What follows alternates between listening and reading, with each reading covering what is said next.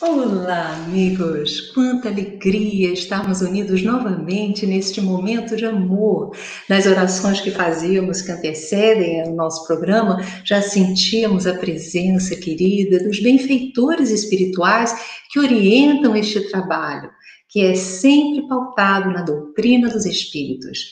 Hoje, nós vamos ter um convidado muito especial. Há muito tempo que eu desejava entrevistá-lo e para o meu coração é uma grande alegria recebê-lo. Mas eu gostaria de, antes disso, de chamá-lo, lembrar que no Evangelho segundo o Espiritismo, no capítulo 5º, Kardec nos coloca várias mensagens em torno da causa dos sofrimentos, nos explicando o sentido, o propósito da dor e do sofrimento. Mas essas questões nos calam profundamente a alma. Quando nós passamos por momentos desafiadores, nos vem à tona por que eu estou sofrendo? O que eu fiz que justifique este sofrimento? Por que em outras vidas eu errei e nesta existência eu tenho que arcar com as consequências? Bem, sobre estas questões e muitas outras, nós pretendemos refletir junto com esse amigo querido que é o Simão Pedro de Lima. O Simão, ele é um conhecido palestrante há décadas no movimento espírita e muito querido. É membro da Sociedade Espírita Casa do Caminho, na cidade de Patrocínio, em Minas Gerais, onde mora e atua nas atividades administrativas e doutrinárias da Casa Espírita. Então, com vocês, Simão Pedro de Lima. Seja bem-vindo, Simão. Muito obrigado pelo convite, Yasmin. Para mim é uma alegria estar aqui com vocês. Uma alegria mesmo, né? Há tempos não havia, né? Muitos anos, né? Para mim é uma alegria reencontrar, mesmo que seja virtual, e uma virtualidade geograficamente distante, né? Estou vendo aqui em Minas Gerais, estou eu e você em Lisboa, né? Em Portugal. Né? Isso aqui que é uma tecnologia de ponta, né? É uma alegria, é uma alegria. E nós estamos sendo acompanhados aqui, Simão, pelo pessoal do chat, pelo pessoal da Rede Amigo Espírita. Zé, um beijão no seu coração. Você que está conosco pela Rede Amigo Espírita, você que está conosco pela TV Nova Luz, pela Rede Doutrina, um beijão no coração de todos. Eu quero agradecer também aos companheiros azuizinhos aqui no chat, que dão-nos aquela força, né?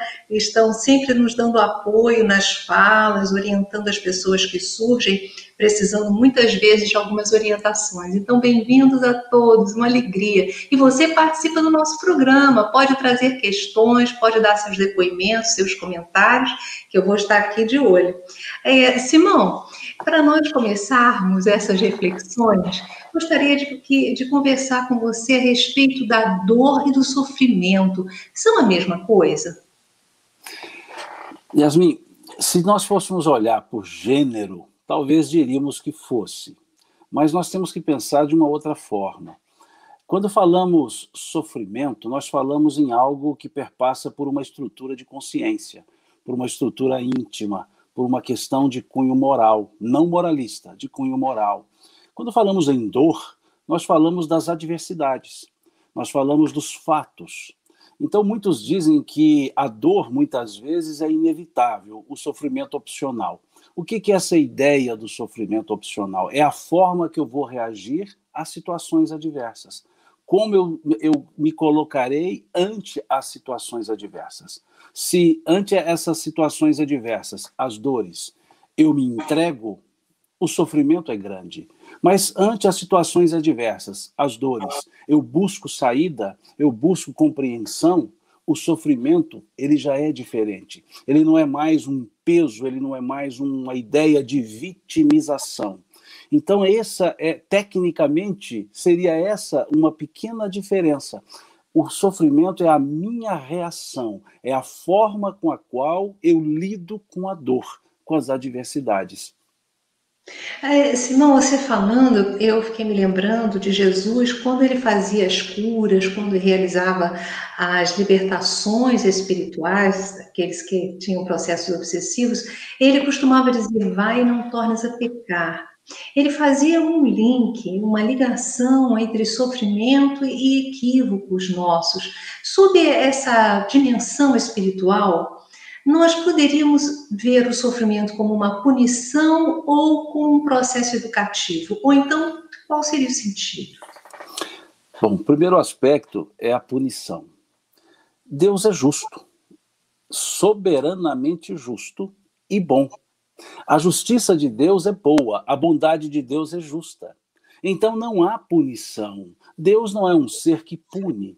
Ele tem as suas leis, e essas leis, que são leis naturais, ordenam toda a estrutura do nosso viver, da nossa existência. E nessas leis nós temos causas e efeitos, ação e reação. Deus não pune porque, vejamos, se Deus punisse, ele contrariaria a sua própria onisciência. Se Deus é onisciente, sabe que a pessoa errará, como ele punirá se ele sabia que ia errar? Então, a onisciência não permite o aspecto de julgamento. Deus não seria um juiz, um julgador que pune ou absolve, desculpe-me. Ele é aquele ser que criou leis naturais, como vemos na questão 614 do Livro dos Espíritos, quando se pergunta o que se entende por lei natural, e os Espíritos respondem, é a lei de Deus, única e verdadeira para a felicidade do homem. Então, as leis de Deus todas são para o nosso aspecto evolutivo, para a nossa felicidade. Então, o que é esse sofrimento? Consequência. São elementos consequenciais de atitudes que nós praticamos, de escolhas que nós fazemos. Escolhas boas, consequências boas. Escolhas, por assim dizer, erradas, consequências adversas. Então, o sofrimento é uma resposta a uma ação, como também as beatitudes são respostas à ação. E aí sim, o sofrimento tem um aspecto educativo, não punitivo, porque ele me chama a atenção para me dizer que algo não foi bem feito. Porque se tivesse sido bem feito, as consequências seriam boas. Então, o sofrimento é esse sensor que nos indica que o caminho escolhido não foi o melhor e pode ser refeito. Então, ele não tem nunca o aspecto punitivo que muitas pessoas dão à palavra sofrimento e, principalmente, se punitivo, tributam essa punição a Deus. E Deus é um ser que não vai punir, ele vai simplesmente nos oportunizar condições para que nós mesmos refaçamos os nossos atos e, por isso, mudemos as consequências. Então, essa é a ideia, é uma didática divina, o sofrimento. E ele é sempre residual. Ele não é o ponto fundamental, é um residual. Se nós olharmos o artigo 16 do capítulo 7 do livro Céu e Inferno, Código Penal da Vida Futura, nós veremos que lá, para se sanar a falta, Kardec nos coloca 3 situações: o arrependimento, a reparação e a expiação. A expiação, o sofrimento, ele é um residual quando não se faz a reparação. Então, se nós reparamos nossos atos, o sofrimento sempre será pelo saldo, que é consequência. Então, vejamos que, com isso, o olhar para a ideia não é mais de vitimização. Tudo que nos acontece como efeito tem uma causa. E essa causa sempre é uma atitude nossa, uma escolha nossa. Muito interessante. Gente, olha, nós estamos com Wilson Hanashiro, está pela Rai TV, não é? Wilson Hanashiro, ele é do Japão, trabalhador espírita, amigo querido. Estamos com pessoas, Simão, de vários lugares do Brasil, do mundo. Olha, é uma alegria, dos Estados Unidos. Ó, coisa boa, gente. Um beijo em todos os corações. Podem fazer perguntas, viu? Que o seu Pedro está bem aqui, prontinho. Vamos aproveitar esse anjo que veio aqui nos socorrer e nos esclarecer com relação às questões a respeito do sofrimento. Hoje estamos falando sobre o sentido do sofrimento. E me lembro agora, Simão, do livro Ação e Reação, do André Luiz, psicografia do nosso amado Chico Xavier, no qual ele fala sobre dívidas que são agravadas, débitos que são aliviados. Você poderia conversar um pouco conosco a respeito disso? Nós temos condições de aliviar situações que nós criamos lá atrás? Sim. Se nós olharmos a carta de Pedro, né, a sua primeira carta, ele diz: o amor cobre uma multidão de erros. Né? Mostrando-nos que não é o amor no sentido ufânico da palavra, não é um ufanismo, não é o amor puramente teórico, é o sentimento no bem. E se nós olharmos o aspecto de reparação, se nós reparamos os atos com o sentimento, a vontade de assim fazer, nós vamos atenuando, sim, ou melhor dizendo, mitigando aquilo que seria um sofrimento maior, aquilo que seria uma dor maior. Então é possível sim nós repararmos, e é isso que nós vemos no artigo 9º do capítulo 7 do livro Céu e Inferno, Código Penal da Vida Futura, que Kardec nos coloca nesse artigo 9º que as faltas podem ser reparadas nessa encarnação, numa próxima ou em outras encarnações. E uma vez reparadas, a expiação sempre será, o sofrimento sempre será proporcional ao não reparado. Então, muitas vezes as pessoas dizem, mas o que está feito, está feito. Nada fica para sempre, tudo pode ser alterado, depende das nossas ações. Aí é que entra o aspecto que Jesus disse, por exemplo, ao homem da mão mirrada, à mulher adúltera, vá e não tornes a errar, vá e não peques mais. Como a dizer que todas essas consequências que eles passavam, a mão mirrada, a execração pública que foi feita com aquela mulher, eram consequências das atitudes. Então, se nós renovamos nossas atitudes, nós mudamos o quadro das nossas consequências. Há pessoas que gostam de ficar olhando o passado. Passado é imutável. E o futuro é mutável. O passado é conhecido e imutável, porém o futuro é desconhecido, mas mutável. Por que mutável? Ele é a consequência do presente. Então nós estamos no melhor momento da nossa existência, da nossa vida, que é esse momento aqui encarnado, o momento presente. Porque o que será o futuro? A materialização das minhas ações do presente, das minhas escolhas do presente. Então, se eu quero mudar o futuro, eu mudo as minhas ações desde agora. Mas é preciso que haja a consciência disso, que haja a vontade de assim fazer. Se nós olharmos a questão 171 do Livro dos Espíritos, Kardec pergunta aos benfeitores espirituais onde se fundamenta a verdade, o dogma da reencarnação. E os Espíritos respondem na revelação e na justiça de Deus, pois um bom pai nunca fecha as portas para o arrependimento dos seus filhos. Vejam como foi colocado ali o aspecto didático da reencarnação. Nunca fecha as portas para o arrependimento. Então, dizem os Espíritos, já no artigo 17 e artigo 18 desse mesmo Código Penal da Vida Futura, que o arrependimento é o primeiro passo para mudar toda a estrutura futura da nossa existência. Por que nós temos a expiação num primeiro momento? Pela falta do arrependimento. A ordem natural seria arrepender, reparar e não precisar expiar. Mas como ainda recalcitramos nesses erros, a expiação nos acorda para o arrependimento e depois a reparação. Então, havendo arrependimento, nós já estamos mudando, por assim dizer, todo o clima para que nós possamos lidar com as situações consequenciais, atenuar, mitigar esses, aspas, sofrimentos. Porque isso é a bondade, a misericórdia de Deus. Não é uma graça, não é dado. É justamente uma conquista do arrependimento e da vontade de redirecionar os caminhos. Aí sim, as situações podem ser mitigadas, as situações adversas, os sofrimentos podem ser mitigados. Mas a chave está no sentimento, a chave está justamente no campo interno, na consciência, que é onde está a lei de Deus, conforme vemos lá na questão 621 do Livro dos Espíritos. Então, todos nós somos os artífices da nossa vida. Não há ninguém responsável pelos acontecimentos da nossa vida, senão nós mesmos.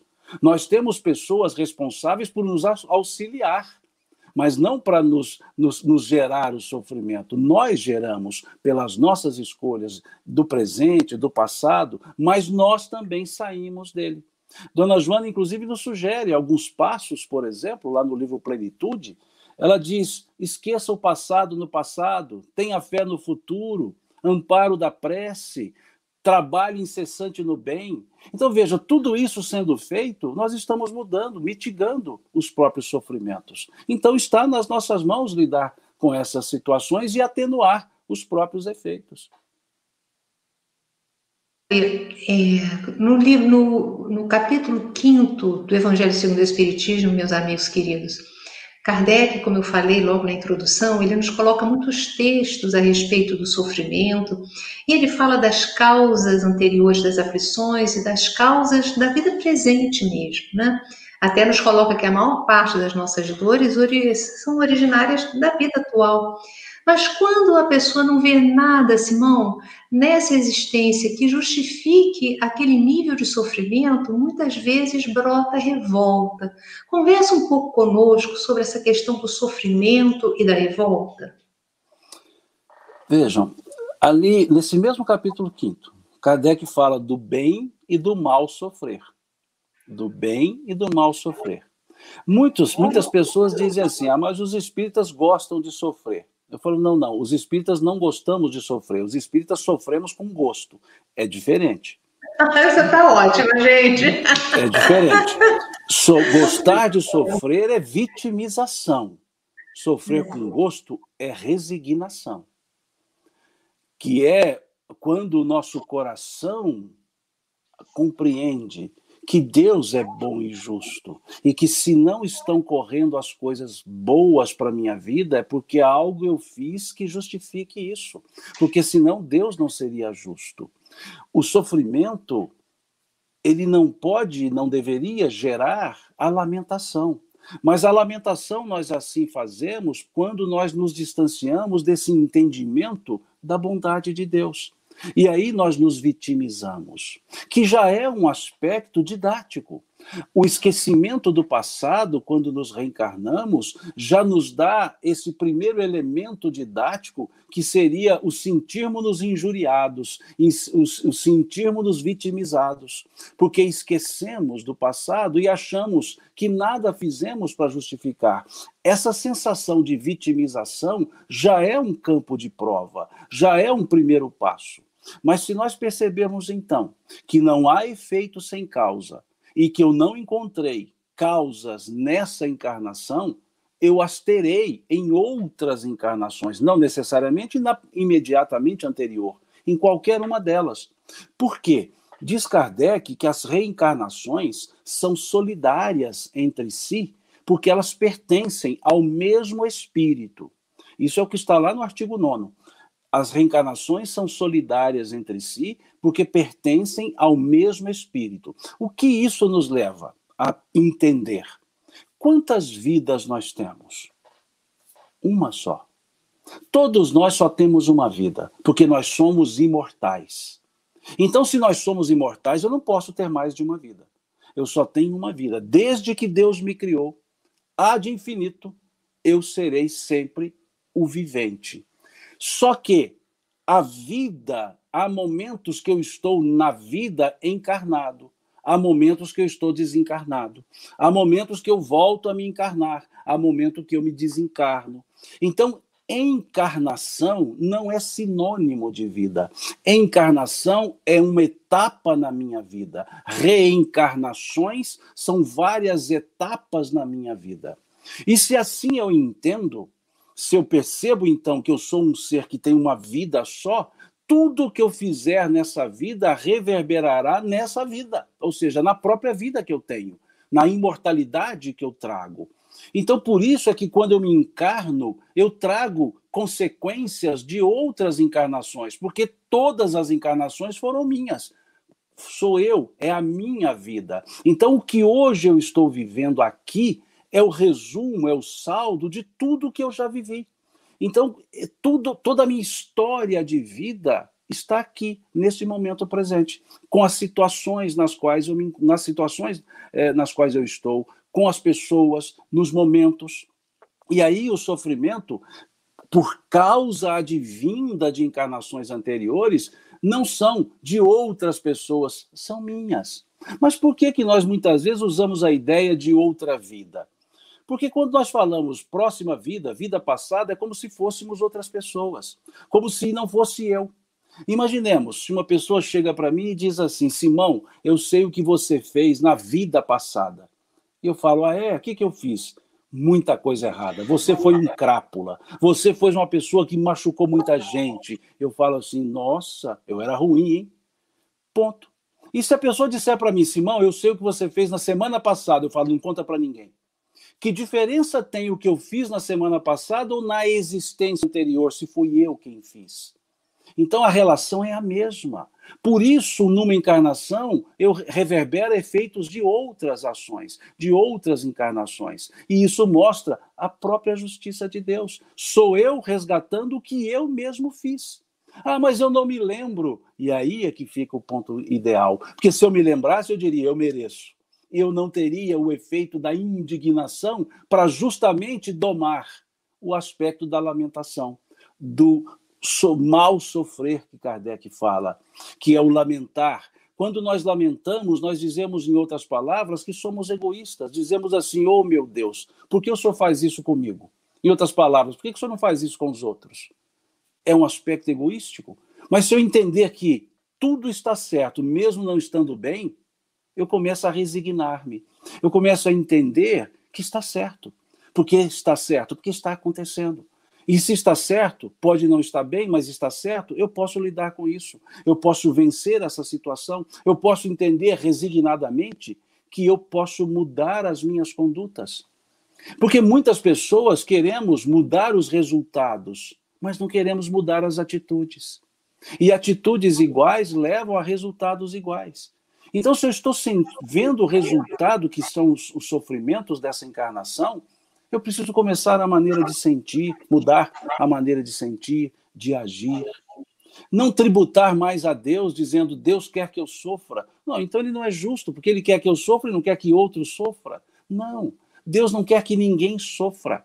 Deus nos deu a liberdade de ação e a obrigatoriedade de aceitar a reação. Como dizia o Cristo, aquilo que o homem semear, isso sim ele ceifará. Não se colhem figos de abrolhos. Então é esse olhar que nos faz sofrer com gosto. Como sofrer com gosto? Entender que não está bem, mas está certo. Então deixa eu começar a mudar a minha maneira de enxergar, o meu olho, a lente dos meus olhos serem alteradas para eu buscar saídas para o sofrimento. Aí passo a sofrer com gosto. Mas enquanto eu fico lamentando, me vitimizando, autocomiserando-me, ou seja, uma pena de mim mesmo, eu estou gostando de sofrer. E quem gosta de sofrer não sai do sofrimento, porque não enxerga a sua didática e não enxerga que depende da própria pessoa a ação da libertação do sofrimento. Muito bom, gente. Muito material para nós refletirmos bastante. Eu convido todos, inclusive, a retornarem a ouvir essa entrevista, aproveitando essas considerações do Simão que abrem tanto a nossa mente para uma nova forma de viver.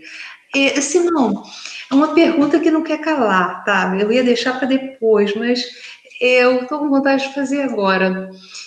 Como você conviver no dia a dia com pessoas que espicaçam a sua paciência, que muitas vezes traem você, que falam de você, enfim, mas você sabe que tem que conviver com essas pessoas.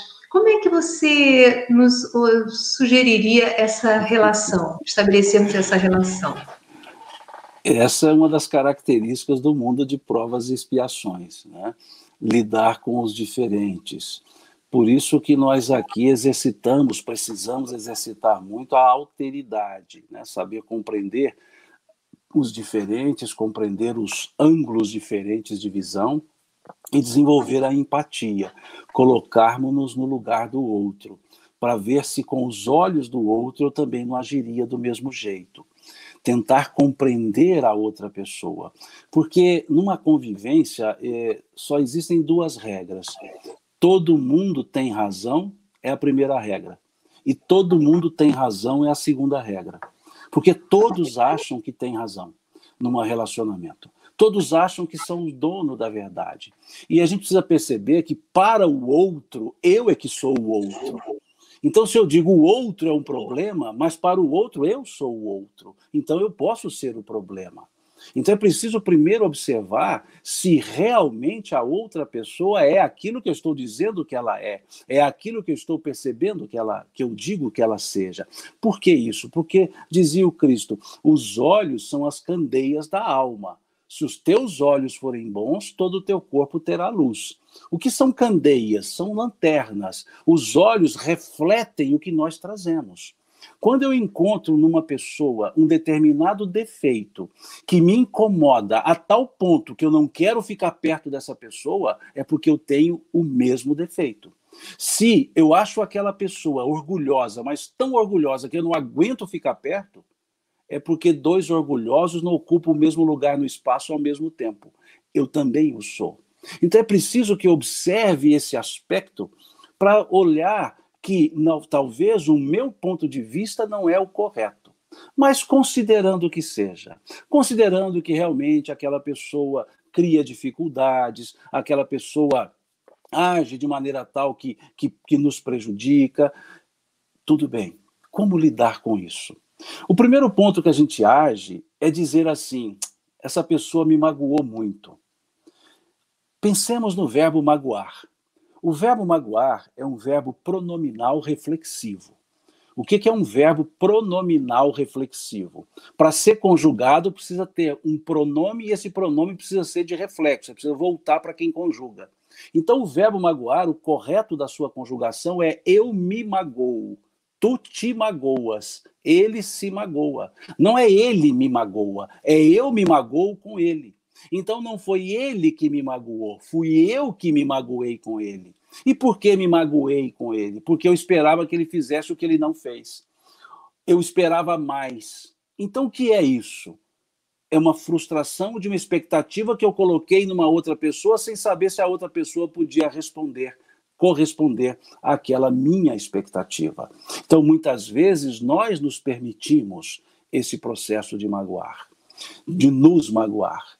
Mas, Simão, mas a pessoa faz o mal, ela me persegue.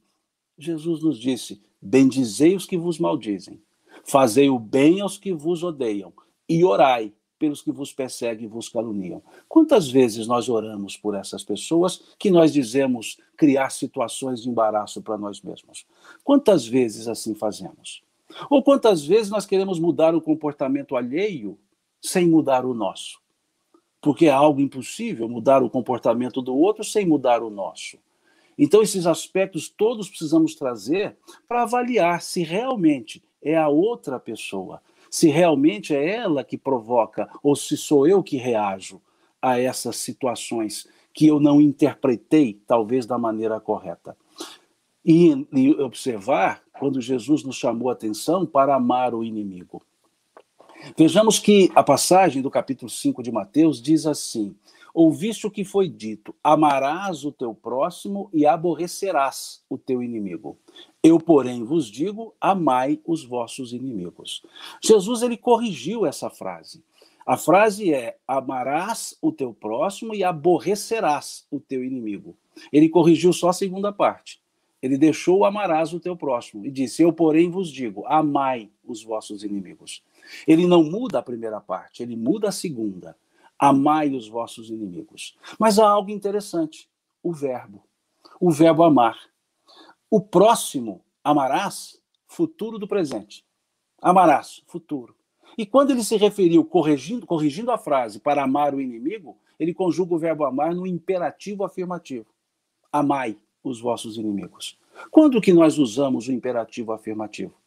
Quando damos uma ordem, ou quando fazemos um pedido veemente. Por que amar o próximo pode ser no futuro? E o inimigo eu sou como que quase que obrigado a amá-lo. Quem é meu inimigo? Alguém aqui, porventura, é inimigo do Epaminondas José da Silva Antunes? Eu creio que não, porque dirão, eu não o conheço. E aí é que está a chave. Nós não somos inimigos de quem não conhecemos. Então só é inimigo aquele que um dia foi amigo. O inimigo é um amigo perdido. Por isso eu sou obrigado a trazê-lo de volta. Por isso o olhar para essas pessoas que nos causam dissabores é o olhar do amai os vossos inimigos. Mas amar o inimigo não é para ter com ele a mesma ternura que se tem para com um amigo, como diz Kardec. Porque a chegada de um inimigo não causa a mesma sensação pela energia que chega. Mas é não querer desejar o mal a ele, é não devolver um mal feito com outro mal, é não fechar as portas para a reconciliação, é desarmar o coração quando for orar por ele. Porque muitas vezes nós oramos pelo inimigo dizendo assim, Deus, afasta esse inimigo de mim. Em vez de dizer, Deus, cuida dele. Deus, cuida dele. Ele está confuso. Mas a gente ora assim, Senhor, tira esse mal de mim. Tira essa pessoa do meu convívio. Isso não é orar pelos inimigos.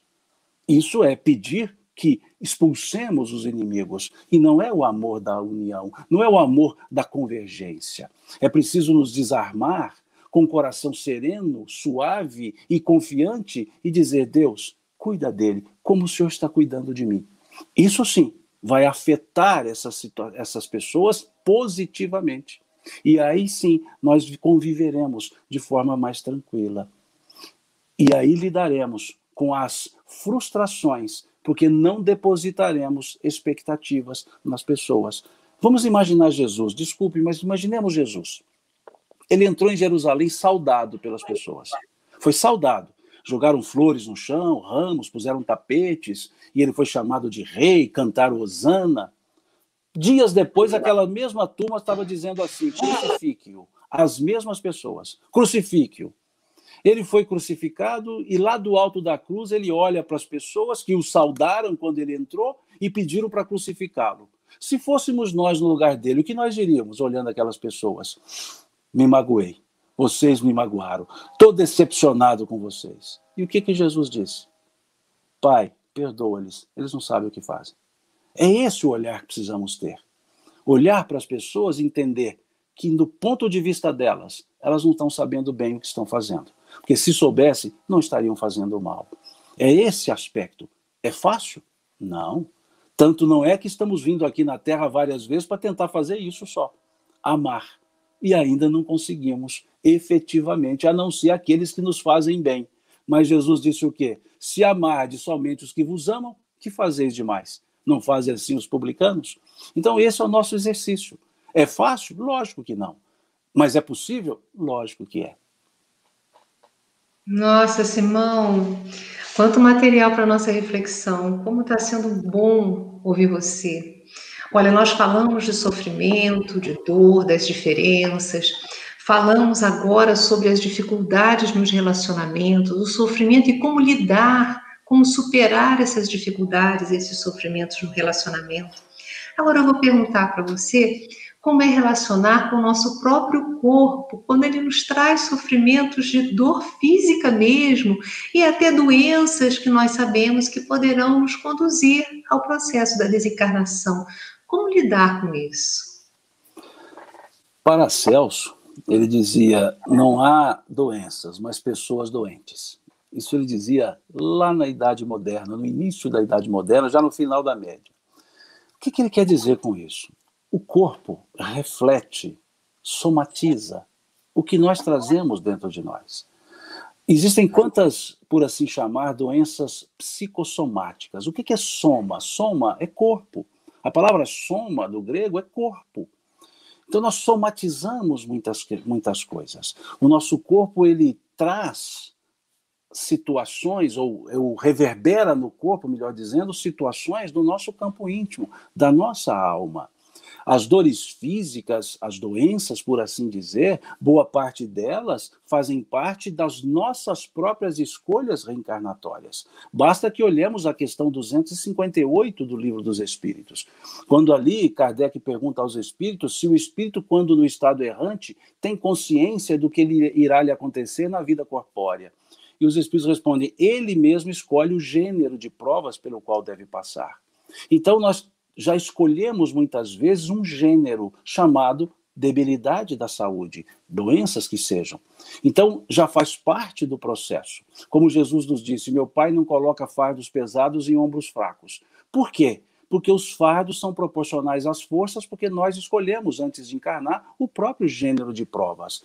Então é natural que situações morais somatizem num corpo num processo encarnatório seguinte.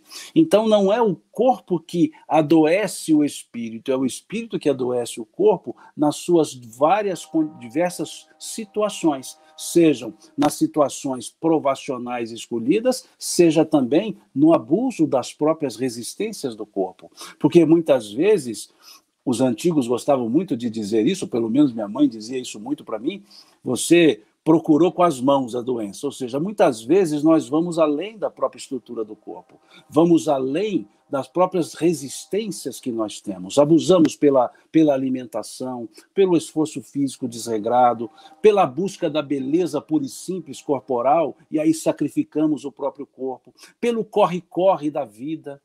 Dalai Lama, certa vez, disse o seguinte: eu acho estranho as pessoas. Elas pedem a saúde para ganhar dinheiro, depois gastam todo o dinheiro para recuperar a saúde. Ou seja, é esse ponto que nós não percebemos. Muitas vezes nós maltratamos a nossa morada. Por isso, no Evangelho segundo o Espiritismo, duas orientações: cuidar do espírito e cuidar do corpo. Porque o corpo é que nos permite ficar encarnados. E se eu antecipo por debilitar o meu corpo, a minha encarnação, eu estou cometendo um erro de voltar antes da hora para o mundo espiritual. Então é preciso saber lidar. E essas doenças, como lidar? Buscar o medicamento para isso? Sim, medicamentos físicos, medicamentos emocionais, medicamentos mentais, medicamentos espirituais, sim. Buscar cuidar e lidar com a dor. Apesar da dor física, seguir. Eu gosto muito de buscar o exemplo do Chico. Eu brinco muito que Chico ele era um compêndio de medicina. Se você quisesse saber de dor de dente a glaucoma, ele tinha. Então ele tinha angina, tinha glaucoma, tinha pressão alta, e ele nunca reclamava. O corpo debilitado, alquebrado, ele em cadeira de rodas, já não podendo andar, ele dizia: gente, não vamos parar, caminhem comigo. E a gente, muitas vezes, com uma dorzinha na ponta do dedo, diz assim: eu não posso fazer mais nada. Saber resignar-se. E Chico deu um exemplo muito claro sobre lidar com os problemas do corpo sem esmorecer a alma. Gente, eu quero dar as boas-vindas para o nosso querido Américo Nunes, que é o nosso entrevistador aqui, que hoje não pôde estar, a vozinha dele foi cirurgiada, mas graças a Deus está bem. E um beijão então, Américo, fico muito feliz que esteja tudo correndo bem como seus amores, tá? Você também é um amor no nosso coração. Olha, nós estamos caminhando na nossa entrevista, já falamos sobre como lidar com a dor física, como lidar com os relacionamentos, mas muitas vezes nós trazemos um sofrimento íntimo, angústias internas. Vamos conversar um pouco sobre isso, porque às vezes brota aquele sofrimento, aquela tristeza, aquela melancolia, aquela depressão. Como a gente pode lidar com isso, Simão? Dona Joana de Ângeles, ela nos coloca no livro Plenitude características para o sofrimento. E um deles é o sofrimento, ou uma delas, é o sofrimento advindo do sofrimento, diz ela. A pessoa sofre porque está sofrendo, e por estar sofrendo ela sofre, e por sofrer ela continua sofrendo. Então ela diz que é um sofrimento advindo do sofrimento. O sofrimento da impermanência e o sofrimento por condicionamento, nos diz ela. Muitas vezes nós queremos uma permanência no mundo que é impermanente. E outras vezes há um certo condicionamento, uma certa cultura do sofrimento. Há pessoas que ficam sem graça quando têm que responder que está tudo bem. Como você está? Ela fica sem graça de dizer que está tudo bem, porque afinal de contas todo mundo sofre. Então ela tem que mostrar que está sofrendo. Então existe uma certa cultura para isso. E quando juntam-se essas coisas todas, nós criamos um ar. E esse ar acaba gerando estados de inquietação, que se não bem trabalhado vai para um estado de ansiedade, que se não bem trabalhado para um estado de angústia, se não bem trabalhado para um estado de melancolia, se não bem trabalhado por um estado depressivo. E a volta também é o mesmo caminho, de um estado depressivo para uma melancolia, de uma melancolia para uma angústia, de uma angústia para uma ansiedade, de uma ansiedade para uma inquietação. E muitas vezes as pessoas não percebem que já estão melhor. Diz assim: mas eu continuo angustiada, mas você estava melancólica e agora está angustiada, já é o passo de retorno. E não entendem que é natural esses momentos, ou são naturais esses momentos. E tem o aspecto também reencarnatório. Muitas vezes nós temos algumas angústias sem causas aparentes, que são aqueles fulcros conscienciais, não sabidos, mas existentes, que nos chegam numa forma de melancolia, numa forma de angústia, aquela sensação de que há algo ruim aqui dentro, um aperto no peito, sem causa aparente. Outras vezes, por influência espiritual, também, sim, porque quando entramos para uma faixa e permanecemos nela, nós criamos atrativos para que os espíritos se aproximem de nós. Quando olhamos a questão 467 do Livro dos Espíritos, quando se pergunta, pode se afastar da influência que os maus espíritos exercem sobre nós, eles dizem sim, mas vós frequentemente as atraís pela vontade ou as chamais pelo desejo. Então é preciso que nós percebamos que muitas vezes nós atraímos uma influência espiritual que não é causa, nós apenas atraímos. E aí elas ampliam, potencializam essas angústias que nós já trazemos, angústias existenciais. Então o que fazer nessas horas? Perceber. Se não há causa, é lidar com um certo aspecto meditativo, não estou me referindo à meditação oriental, não, um aspecto meditativo de racionalidade, dizer, olha, se não há causa, por que eu vou manter assim? Deixa eu mudar a minha frequência mental. André Luiz chamava de hálito mental, lá no livro Mecanismos da Mediunidade. Mudar esse hálito mental e perceber que sou eu que vou atraindo essas influências. E pode ser também por questões de ordem pura e simples, não no sentido simplório, ordem orgânica, ordem material, desajustes internos, hormonais. Então veja quantas possibilidades nós temos. Porque muitas vezes há espíritas que gostam de reduzir tudo a uma só possibilidade, como se tudo fosse em função disso. Isso é reencarnatório, isso é influência espiritual. Não, pode ser qualquer um deles, ou pode ser até todos eles, simultaneamente. Então é saber ter a calma e para sempre, para quaisquer situações, o recolher-se e elevar o pensamento a Deus. Não há, os antigos diziam, a prece é um santo remédio. Não há dúvida. Quando nós nos recolhemos e elevamos o pensamento a Deus, nos chega uma força, nos chega uma energia que nós podemos colocá-la a serviço de nós mesmos, e aí vamos atenuando, mitigando os efeitos depressivos. Atenuando.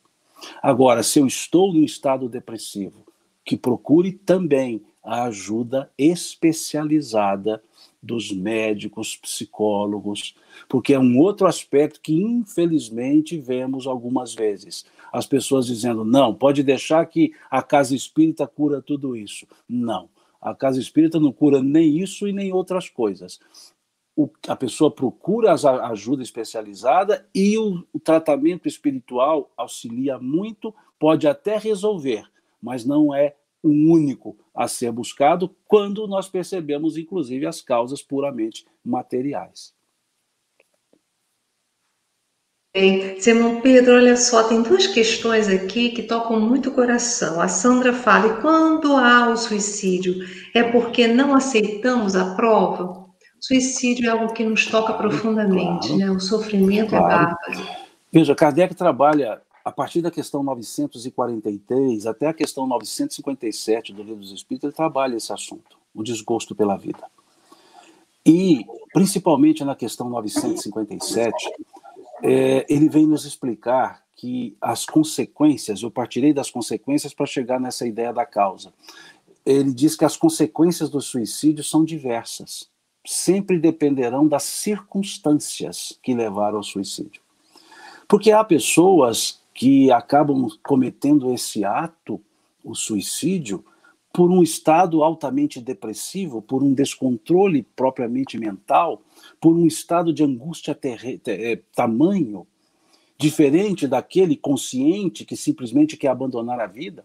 Então são situações diferentes, não é porque a pessoa não resistiu à prova, é porque a pessoa talvez não compreendeu. Isso faltou um certo aspecto de auxílio dela para com ela, de outros para com ela, faltou um entendimento da vida. Quando pergunta-se justamente esse aspecto, questão 943 do Livro dos Espíritos, qual o motivo do desgosto que abate certas pessoas durante a vida? E os espíritos respondem, em maioria, ociosidade, saciedade, falta de fé. Vejam, ociosidade, quando nós não nos sentimos úteis, quando nós não queremos ser produtivos, não há o que fazer. Saciedade, quando nós nos sentimos já abastados, que nada mais nos interessa porque já temos tudo. Falta de fé, quando não temos no que crer. Então, se nós percebermos que podemos amar pessoas, que podemos servir bem as pessoas e podemos crer em Deus, a vida toma um aspecto sereno. Apesar dos problemas, ela toma um aspecto sereno.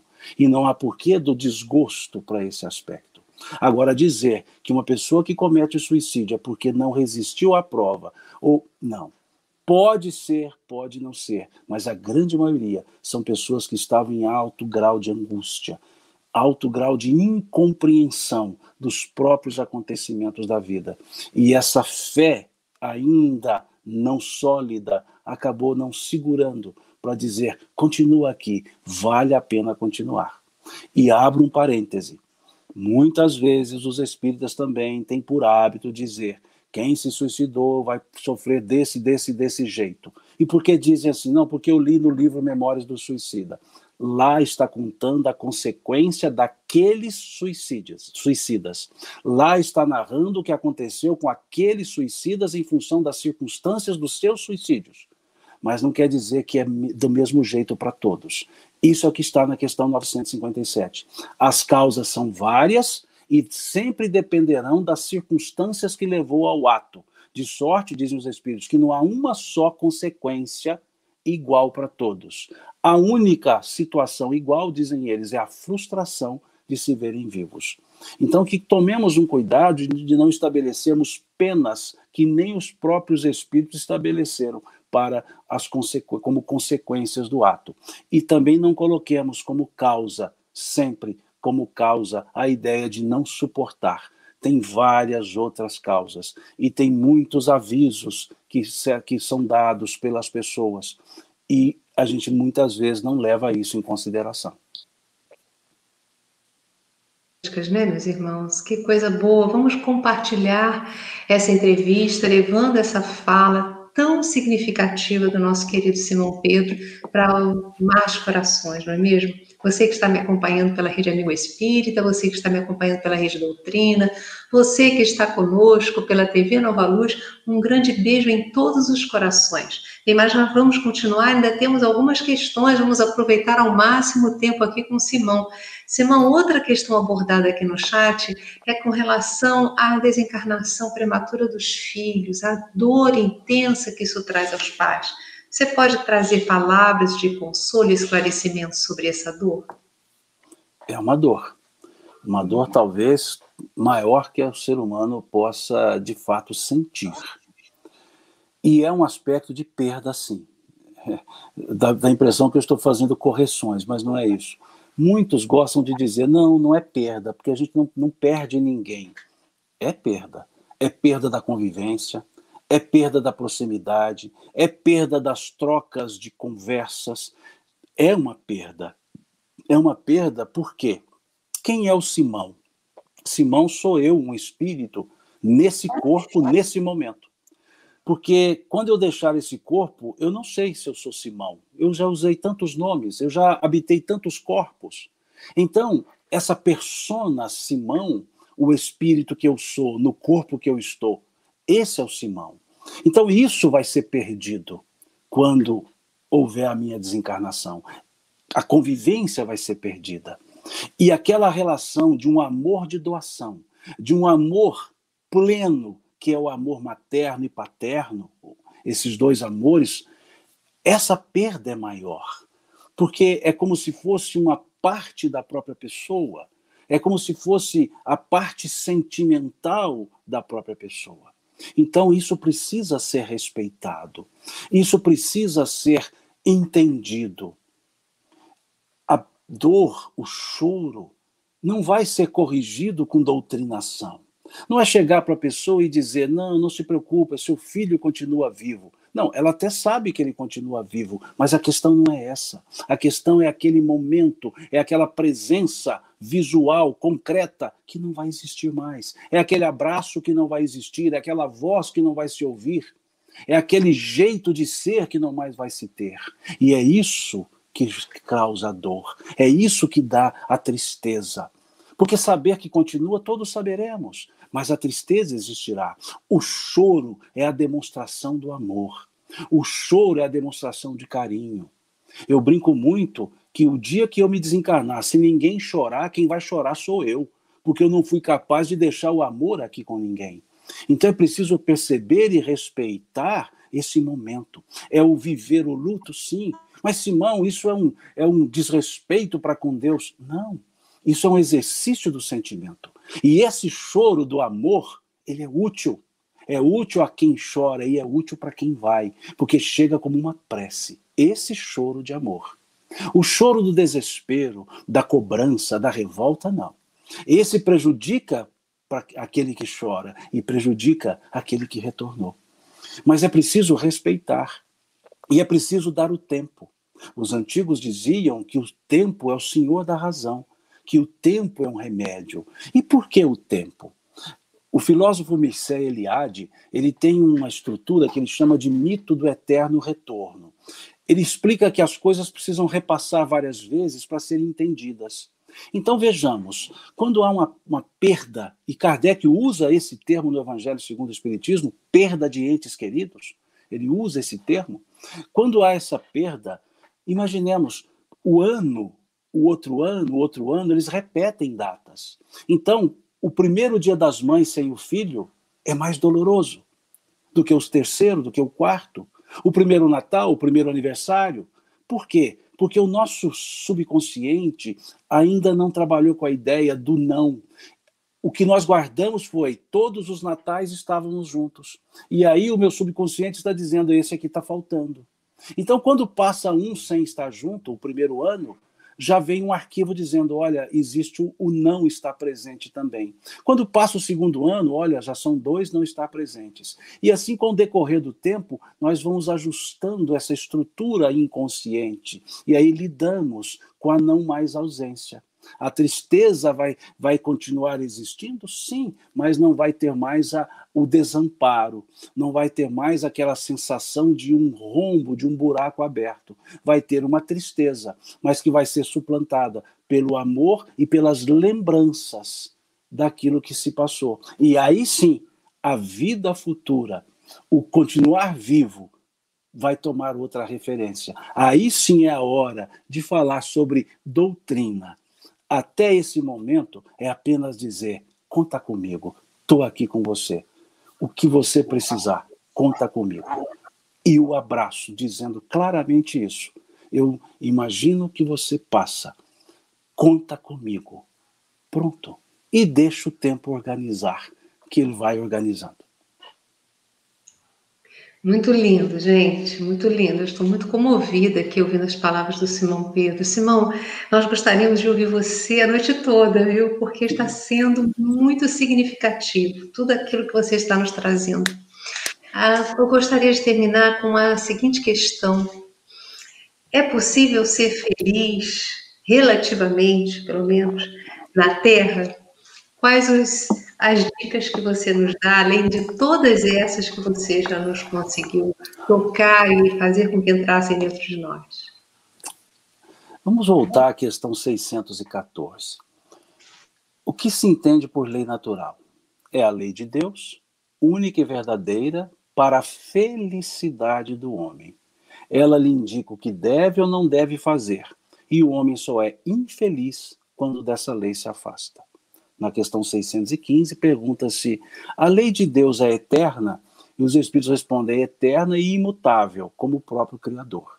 Então a lei de Deus nunca vai terminar, a lei de Deus nunca vai acabar. Se assim o é, e a lei de Deus é para a felicidade do homem, a felicidade é eterna.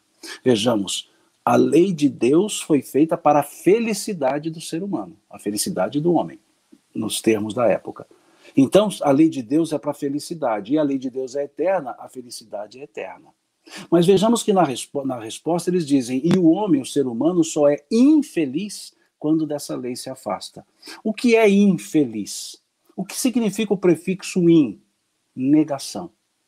Veja que interessante, negação. Nós negamos a felicidade quando nos afastamos da lei de Deus. A felicidade continua existindo, mas eu nego a felicidade. Infelicidade, negação. Infelicidade não é contrário de felicidade, é a negação da felicidade, mesmo ela continuando existindo. Eu nego a felicidade quando me afasto da lei de Deus. E onde está escrita a lei de Deus? Questão 621. Na consciência. Se a lei de Deus está na consciência, e a lei de Deus é para a felicidade do homem, a felicidade está na consciência. Se a lei de Deus, se afastar-me da lei de Deus, eu me infelicito, e a lei de Deus está na consciência, afastar-me da minha consciência me gera o estado de infelicidade, de negar a felicidade. Então pensemos, tudo que tem contrário acaba, porque o contrário surge. Acaba a luz, surge a sombra. Acaba o calor, surge o frio. Qual é o contrário de felicidade? Não tem? Como não tem, Simão? E tristeza? Tristeza é contrário de alegria. Eu estou alegre ou estou triste? Ninguém fica alegremente triste, tristemente alegre. São mutuamente excludentes. Infelicidade é negação. Felicidade não tem contrário. Eu sou feliz e estou triste. Eu sou feliz e estou alegre. Porque é a essência do ser, felicidade. Bom, e vida? Qual é o contrário de vida? Morte? Não. Como é que fica nascimento? Morte é contrário de nascimento. Nascimento, morte. Nascer, morrer. E vida? Vida não tem contrário. Vida não tem contrário e nem negação. E em vida não existe. Não tem nem como negar a vida. Então, se vida não tem contrário, ela nunca acaba. Então, nós somos vivos, estando nascidos ou estando mortos. Nós somos vivos. Se vida não acaba, felicidade não acaba, a felicidade é a tônica da vida. Viver é um estado é ser feliz. Ser feliz é viver. Mas eu posso estar triste. Eu posso ter momentos de tristezas, mas não preciso, não estou negando a felicidade por isso. Porque a consciência está tranquila. É o equilíbrio. Por isso, quando perguntam aos espíritos se há uma medida comum de felicidade, porque eles dizem o que faz a felicidade de um pode fazer a infelicidade do outro. Há uma medida comum? E eles dizem, para a vida material é a posse do necessário. Para a vida moral é a consciência tranquila. Então vejam, esse é o aspecto que talvez nós não entendemos. Porque nós queremos construir a nossa felicidade em cima de pessoas. E nós não construímos a felicidade em cima de coisas e pessoas, porque pessoas passam, coisas acabam. A felicidade nós construímos numa estrutura de consciência, não em cima de pessoas. Muitos querem construir felicidades em cima de tristezas alheias. Não dará certo, a base será frágil. Então esse aspecto é que nós precisamos refletir. E aí sim, sermos felizes, quanto felizes podemos ser aqui na Terra, que é o capítulo 17, item 10 do Evangelho segundo o Espiritismo. Que eu sugiro que façam essa leitura, item 10, capítulo 17 do Evangelho segundo o Espiritismo. O título é O Homem no Mundo. E lá eles dizem, sede felizes, como felizes podem ser a pessoa na Terra. Mas que em vossa felicidade nunca entre um ato que possa fazer corar a face daqueles que vos amam e vos dirigem. Ou seja, não façamos nada que envergonhe a nós mesmos, as nossas consciências, ou coremos a face, ou deixemos envergonhados aqueles que nos amam e nos dirigem do mundo espiritual. Mas no mais, dizem eles, sede felizes. É uma lição que vale a pena ser lida para a gente entender esse aspecto da felicidade aqui na Terra. E lá na conclusão, número 5 do Livro dos Espíritos, Kardec diz que o Espiritismo é forte porque ele toca no ponto fundamental da existência humana, no da felicidade, mesmo nesse mundo. Então, sim, é possível vivermos nesse mundo feliz, mesmo tristes. Estaremos tristes, mas seremos felizes. Então, digamos sempre, estou triste, mas sou feliz. E não o contrário. Sou feliz, mas estou triste. Não, não. Estou triste, mas sou feliz. Todos nós estamos felizes, alegres e extremamente gratos por esse amor, por esse carinho, por todos esses ensinamentos que você nos veio trazer. Todos estão aqui no chat encantados, felizes e gratos por tudo que você nos trouxe. Um beijo no seu coração, muito obrigada, meu irmão. Eu espero que você aceite retornar mais vezes, porque estão todos aqui implorando e eu vou pedir também que a gente possa usufruir da sua presença mais Claro, vezes sendo aqui. possível, estaremos sim. Né? Eu vejo mais como um momento expiatório, né, para quem escuta do que um momento de alegria. Mas com alegria venho sim. E o espírito Miramês, Yasmin, dizia que o convite de um superior é irresistível. Né? Então não há como resistir ao convite que vocês nos fazem. Ai, querido, muito obrigada pelo seu carinho, a todos vocês que estão acompanhando o nosso programa, pela RAI, pela Rede Doutrina, pela TV Nova Luz, a nossa gratidão. Um beijo em todos os corações, até o nosso próximo programa.